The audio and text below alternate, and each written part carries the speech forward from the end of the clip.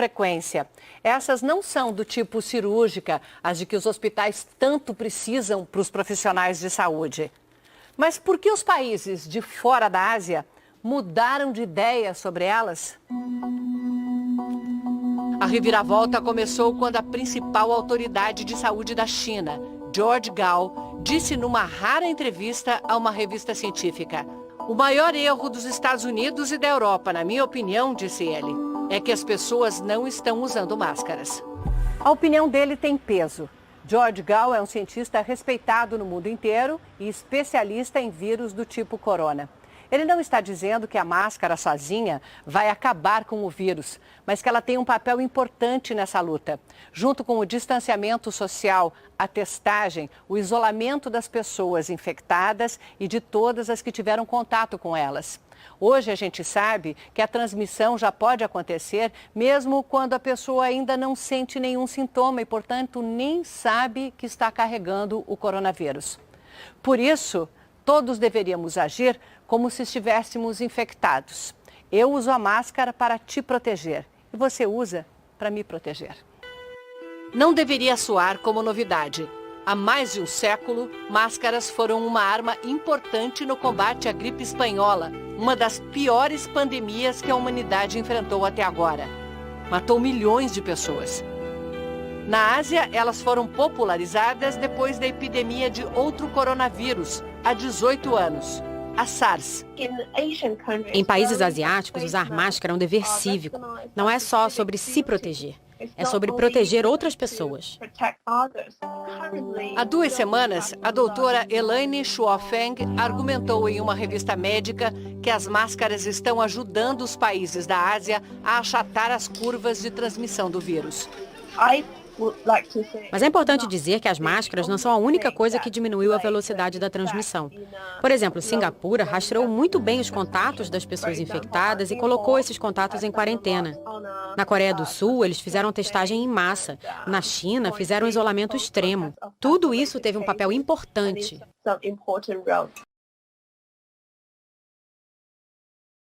A necessidade de manter a distância e lavar as mãos. E as máscaras fazem uma diferença brutal, mostra um estudo publicado na sexta-feira, feito em Hong Kong. Foram testadas mais de 200 pessoas com doenças respiratórias, quase a metade com um tipo de coronavírus que provoca a gripe comum, não o da Covid-19. 40% dos que estavam sem máscara soltaram o vírus no ambiente. Entre os que estavam de máscara, ninguém soltou o vírus. O estudo foi feito com máscara cirúrgica. Mas e as caseiras? Elas podem não ser tão eficientes quanto a máscara cirúrgica, mas provavelmente é melhor do que não usar nada. Quando nós falamos dessas máscaras artesanais, existe sim uma criação de uma barreira física, fazendo então com que mesmo que alguém goteje através da respiração, de alguma forma eu tenho um anteparo que permitiria uma certa proteção. Pesquisas mostram que num espirro, essas gotículas podem chegar bem mais longe, a até 8 metros. Aí é preciso também cobrir a boca e o nariz com o braço. O epidemiologista Tom Jefferson analisou todos os estudos sobre máscaras publicados até hoje. Concluiu que máscaras cirúrgicas e N95 são extremamente efetivas, mas não há dados suficientes sobre máscaras caseiras. Essa é a hora de resolver esse tipo de incerteza com novos estudos. Se não fizermos agora, não faremos nunca. A infectologista da Unicamp, Raquel Stuck, recomenda que as máscaras caseiras tenham pelo menos 2 camadas de pano. E lembra que é preciso saber pôr direito. Então, a minha é de elástico, eu vou pegar a máscara, vou passar atrás da orelha, ajusto a máscara no nariz e ajusto a máscara aqui embaixo. Pronto, e agora eu posso sair. Cuidado também ao tirar a máscara. Venho aqui atrás, retiro a máscara, junto os elásticos um envelope ou um saquinho e posso até pôr a mão e guardo a minha máscara. Não é para jogar na bolsa e não é para deixar largado na mesa. Por fim, lembre, máscaras, mesmo as laváveis, são de uso pessoal. Cada um com a sua.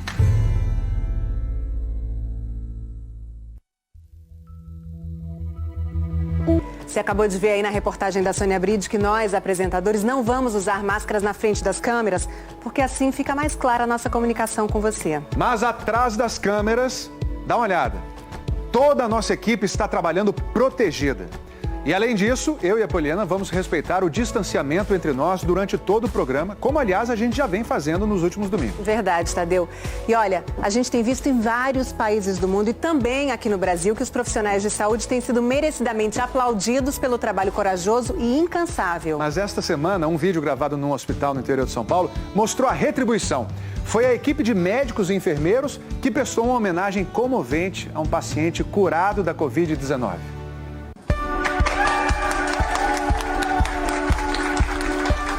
Aplauso é para quem vence.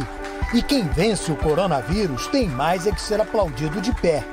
Uma semana de UTI, 2 dias na enfermaria, Eric já pode ir embora.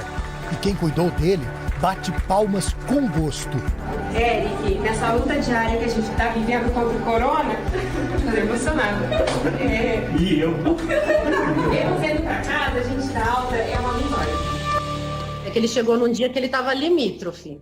Aí o médico conversou com ele, explicou, e a gente observar ele naquele dia, que se ele não melhorasse em 24 horas, haveria uma probabilidade de intubação. Eric Consoli é de Ribeirão Preto, interior paulista. Engenheiro aeronáutico, 41 anos, acha que pegou o coronavírus de um amigo do trabalho. Ele não sabia, ficamos quase 2 dias juntos aí. Passaram-se 4 dias, terça-feira da semana retrasada, eu comecei a sentir moleza no corpo, um pouco de febre, e acordei e comecei a sentir falta de ar. Nisso liguei para um colega, fui para o hospital direto, chegou lá, fizeram uma tomografia. Evoluiu rapidamente a condição ali? Evoluiu muito rápido. Da hora que eu comecei a sentir, até a hora que eu estava dentro da UTI, deve ter dado 4 horas. Assustador, e aí tiraram né? o sangue já estava bem escuro, bem... Agora que eu olhei, falei, caramba, parecia óleo queimado. Nossa. Eu falei, o negócio não tá bom não. Aí já bate aquele desespero gigantesco, né? Você numa UTI, sem conseguir falar com ninguém. O que você sentia esse período? O mais forte era mesmo a falta de ar? Tinha mais algum mal-estar? Não, era falta de ar mesmo. Você sentia que você inspirava, que o volume de ar vinha, mas você não via aquilo convertido em oxigênio para você seguir o metabolismo normal, sabe? Eles levantavam para ir tomar banho, para dar 10 passos, você ficava cansado. Como se estivesse em alta montanha. Enquanto está... O que te vale? Você teve uma equipe imensa ali, evidentemente, 24 horas por dia, mais uma semana dentro de uma UTI, você viu muita gente, mas alguém te marcou, você conseguia ver o rosto das pessoas? Eu tentava reconhecer as pessoas por algum detalhe, por exemplo, o modelo do óculos. Uma das profissionais que estavam ali 24 horas por dia. Pelo nome que apareceu no quadro, dá pra saber. Tudo bem, Nádia? Tudo bem, Eric? Que bom! Não imaginava que ela fosse assim de jeito nenhum. Ele deu trabalho pra você? Mais ou menos. Não, tô brincando. Principalmente de terça pra quarta, né, Nádia? No primeiro dia eu tava preocupadão, né? No intuba, não intuba, nossa, ali me derrubou. É bem lento. É nítido a cada dia. É nítido, é um pouquinho do oxigênio que tiram, é um pouquinho da melhora da sua disposição, é o sangue que sai um pouquinho mais vermelho ali, mas é nítido assim, ainda mais com o tempo do mundo que você tem ali, você percebe que a cada dia anda um pouquinho, cada dia melhora um pouquinho. E é um dia de cada vez, né? É um dia de cada vez.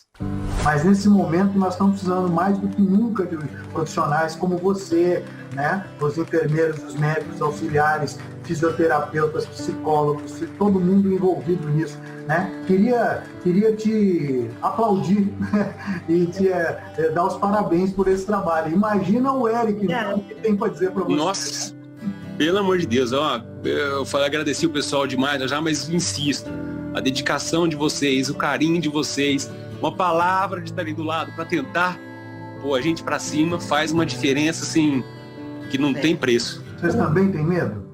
Tem. Muito. Vou te falar que esses dias a cabeça dá uma abalada, mas nós estamos com vários pacientes que estão recuperando muito bem, melhor do que esperado, e isso está dando um belo up no psicológico nosso. Quem se despediu do Eric ali no corredor do hospital em Ribeirão Preto foi a doutora Paula. Qual foi a motivação daquela despedida tão emotiva, né? Foi muito bacana aquilo. Eu tô emocionada assim, até agora, cada vez que eu vejo esse vídeo eu fico emocionada, porque a gente tá passando por um período muito difícil, né? E é isso aí, que tem muita coisa ruim acontecendo, mas tem coisa boa também acontecendo. Tem paciente indo de alta. E isso deu uma esperança, eu recebi tantas mensagens assim que, Paula, esse foi o primeiro vídeo que eu recebi no que eu tive esperança. Já em casa, mas ainda isolado no quarto, Eric conta as horas para poder abraçar novamente a mulher e as filhas. Oi, meninas. Oi, papai. Vocês brincaram bastante hoje? Sim. Quantos dias falta para dar um abraço no papai? Você que viveu todo esse drama, qual é a melhor maneira de abordar a doença, de como fazer para evitar a contaminação? Pela tua vivência, pela tua experiência, o que você recomendaria para a gente? Eu recomendo que todo mundo fique em casa e poupe o máximo que puder. Tente se expor assim, se não tiver jeito, tudo bem, mas se não, fique em casa, cuide dos seus entes queridos aí e espera a turbulência passar. As mãos que aplaudiram o Eric, a esta hora, já acodem outros pacientes. Para elas, o descanso ainda vai demorar. Quem estende a mão na doença merece o aplauso de todo mundo.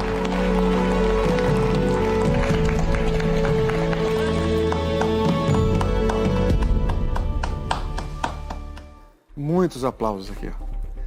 A esperança de encontrar um tratamento para a Covid-19 mobiliza cientistas do mundo inteiro. No Brasil, pesquisadores voluntários entraram nessa corrida. É gente que não está recebendo nada, mesmo trabalhando dia e noite, mas que não desiste por amor à ciência. Nós temos até o momento 4.579 casos, 5.717 casos. O país acompanha todos os dias o aumento da contaminação. 6.836 casos. 7.910 casos no Brasil. Mas esses números não representam o avanço real da doença. 9.056 casos. 10.278 casos confirmados por coronavírus. Apesar do esforço incansável dos profissionais de saúde, os laboratórios têm um limite de operação. Só em São Paulo, até sexta, existiam 16 mil exames na fila. É uma luta, sim. Difícil de ganhar, porque esse vírus ele pode ser invisível, mas ele é voraz. Para tentar reverter esse quadro, milhares de pesquisadores de universidades públicas decidiram montar uma força-tarefa. São alunos e professores que adaptaram a estrutura das faculdades para ajudar no diagnóstico da Covid-19. Todos são voluntários. Ninguém aqui está recebendo absolutamente nada para fazer o que a gente está fazendo.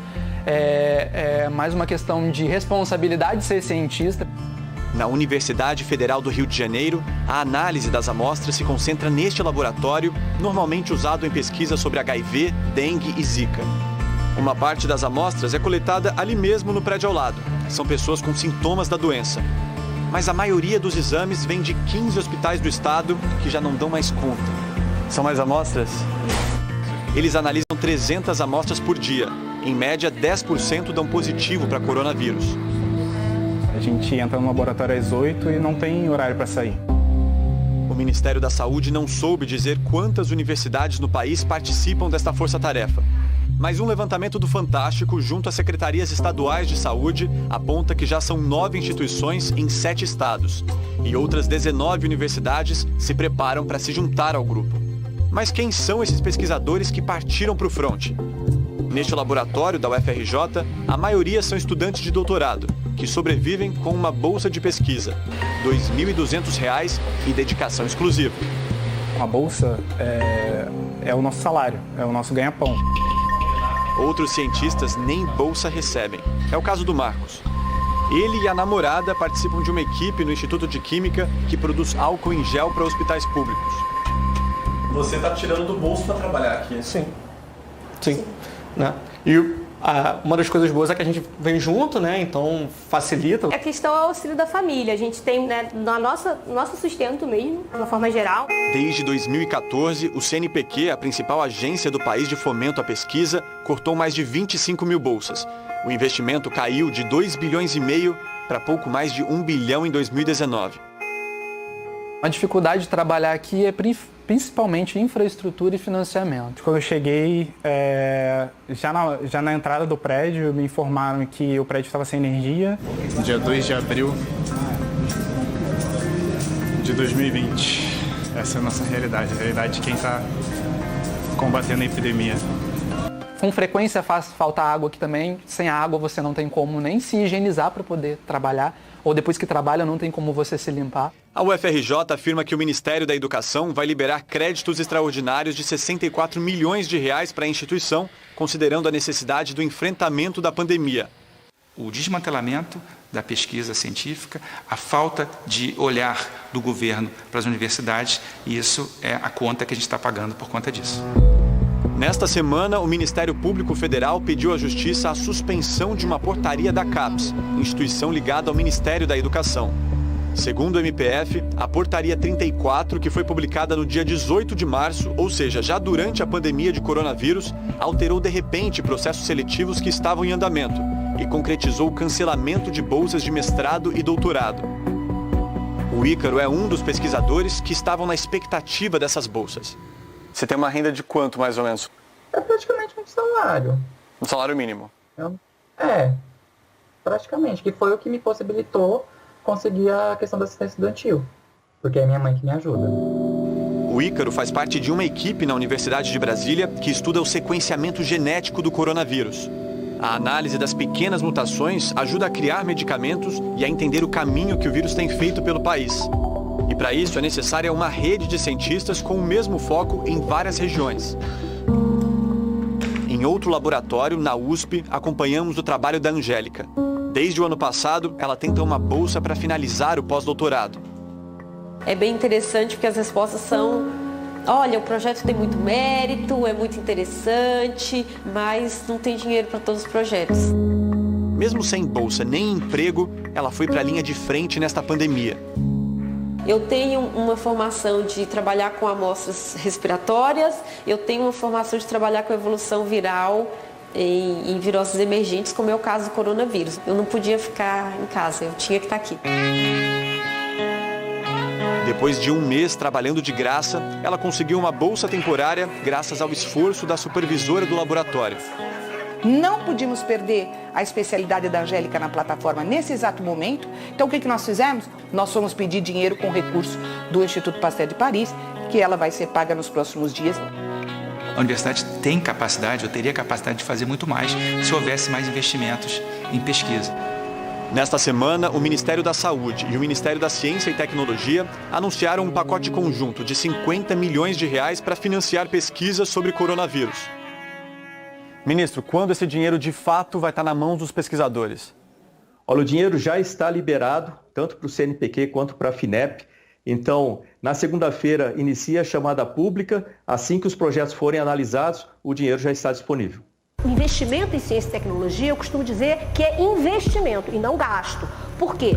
Essa infraestrutura, então, ela serve à sociedade quando ela requer ajuda. Nós temos que sempre tentar deixar a nossa marca no mundo e poder deixar um mundo melhor para quem vem depois.